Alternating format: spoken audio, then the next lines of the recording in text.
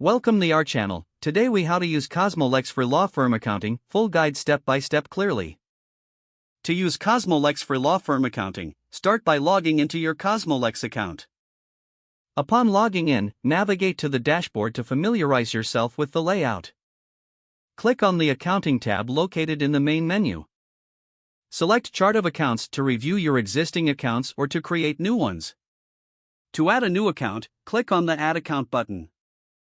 Fill in the required fields, including account name and type, then save your entry.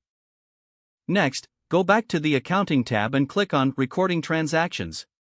Here, you can record various types of transactions, such as income or expenses. Select the appropriate transaction type and enter the details. Be sure to assign the transaction to the correct client matter. Once all information is entered, click Save to finalize the transaction.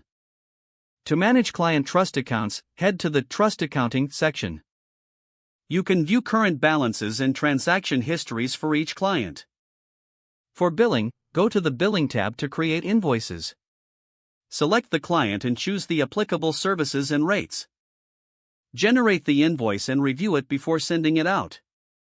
For reporting, navigate to the Reports section in the main menu.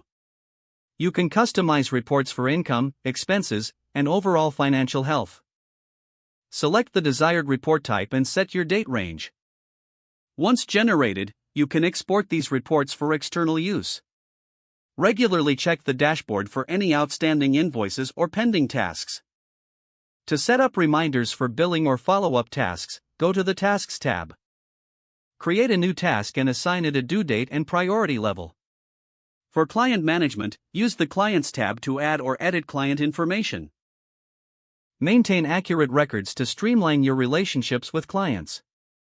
Finally, ensure to back up your data regularly through the Settings section.